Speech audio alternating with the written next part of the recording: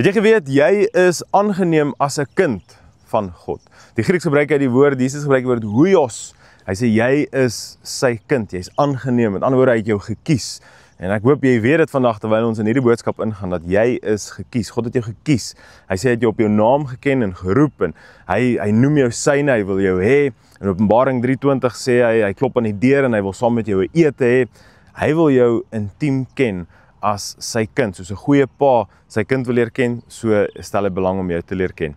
Nou, baie welkom. Hierdie week reis ons deur die tema van familie en ons gesels 'n bietjie oor hoe lyk ons geestelike familie. En ek het gister met jou gedeel, dit is soveel groter as wat ek en jy selfs kan droom of dink, hierdie familie van Christus, dat selfs wanneer ons in vreemde lande kom waar ons nog nooit was nie, is daar hierdie persoon, Christus, wat ons aan ander mense verbind, wat maak dat ons broers en susters is en dat ons deel het aan hom.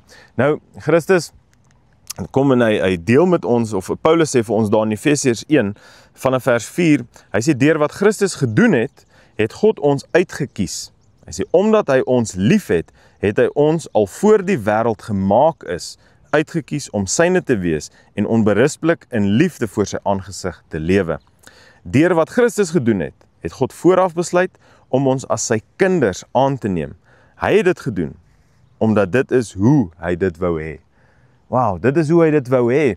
Voor die grondlegging van die aarde, sê die ou vertaling. Met ander woorde, voor die sondeval, het God geweet dat daar gaan 'n tyd kom wat hy ons wil aanneem en dat daar iets gaan moet gebeur sodat ons sy kinders genoem kan word. Hy het geweet Christus gaan moet sterf. Christus het geweet wat sy taak op aarde is reg van die begin af en hy het dit end uit deurgevoer.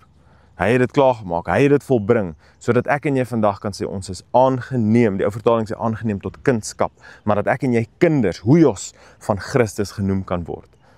Wat 'n titel om te hê. Daar is geen groter titel as dit nie. Nie koning nie, nie profeet of apostel nie, en nie president nie, daar's geen groter titel as om te kan sê dat ek is 'n kind van God nie. Ek is 'n kind van God deur dit wat Christus vir my gedoen het.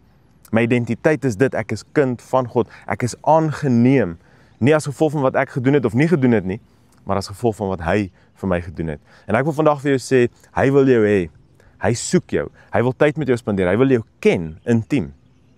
En hy wil hê dat jy met hom moet kontak maak, hy wil hê dat jy in 'n intieme verhouding met hom moet intree, en dat julle mekaar op 'n wonderbaarlike manier en wyse sal ken. Maar ek wil hê jy moet vandag, al vat jy niks hiervan saam nie, vat hierdie hiervan saam. Hy ken jou, hy het jou gekies, en hy wil hê jy moet syne wees. Hy noem jou sy kind, en dit is jou identiteit. Mag jy met daai wete, met daai versekerheid in jou vandag die dag ingaan, en mag jy disippels van mense maak, mag jy 'n visser van mense wees, mag jy mense vertel van sy goedheid, sy guns, en mag jy mense daarop wys, dat ek en jy kinders is van hom. Mag jy Here jou seën vandag, mag jy 'n wonderlike dag hê. Ek sien uit om jou môre weer te sien.